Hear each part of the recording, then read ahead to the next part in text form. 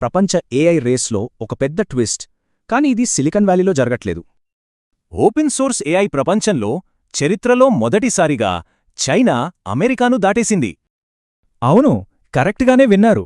Chinese AI models ఇప్పుడు America కన్నా ఎక్కువ డౌన్లోడ్ అవుతున్నాయి. ఇది చాలా పెద్ద విషయం. సరే, ఇదంతా బానే ఉంది, కానీ దీనివల్ల మనకేంటి?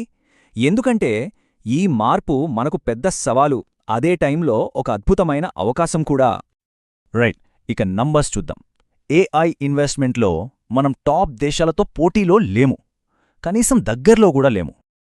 ఇది కేవలం డబ్బు గురించే కాదు, పేటెంట్లు, రీసెర్చ్, అన్నిటికన్నా ముఖ్యంగా ఈ ఏఐ జైంట్స్కి ట్రైనింగ్ ఇవ్వటానికి కావలసిన కంప్యూటింగ్ పవర్లో మనం చాలా వెనకబడున్నాం.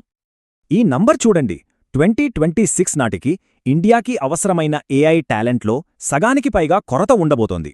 ఇదొక స్కిల్స్ టైం బాంబ్ లాంటిది.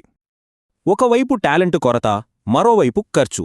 ఒక టాప్ క్లాస్ ఏఐ మోడల్ కట్టాలంటే వేల కోట్లు కావాలి. ఈ సవాలుకు ఇండియా సమాధానం ఇండియా ఏఐ మిషన్. బడ్జెట్ 10,000 కోట్ల పైనే. అయితే కేవలం డబ్బు గుమ్మరిస్తే ఈ రేసులో గెలుస్తామా? బహుశా కాదు. చైనా నుంచి వచ్చిన ఒక కొత్త ప్లేయర్ ఒక స్మార్ట్ దారి చూపిస్తున్నాడు. వెస్టర్న్ ఏఐ ల్యాబ్స్ అంటే గూగుల్, ఓపెన్ ఏఐ లాంటివి వేల మంది ఇంజనీర్లతో ఒక ఆర్మీని మెయింటైన్ చేస్తున్నాయి. ఇప్పుడు దీన్ని చూడండి, చైనా కంపెనీ డీప్సీక్ కేవలం 160 మందితో వాళ్లని ఢీకొట్టింది. జస్ట్ 160.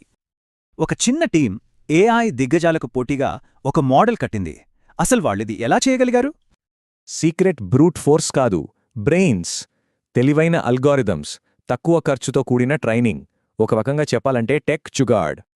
ఇది మనల్ని మళ్ళీ ఇండియా ఏఐ మిషన్కు తీసుకువస్తుంది. ఈ కొత్త స్మార్ట్ అప్రోచ్ ముందు మన ప్లాన్ ఎలా ఉంది?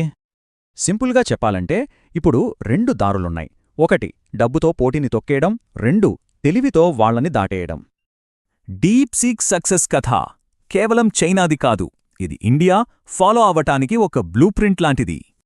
సో మనం ముందున్నది 10,000 కోట్ల రూపాయల ప్రశ్న. ఇండియా ఇప్పుడున్న దారిలో వెళ్తే సరిపోతుందా, లేక ఈ ఏఐ రేస్లో గెలవాలంటే మన ఆలోచన విధానాన్నే పూర్తిగా మార్చుకోవాలా?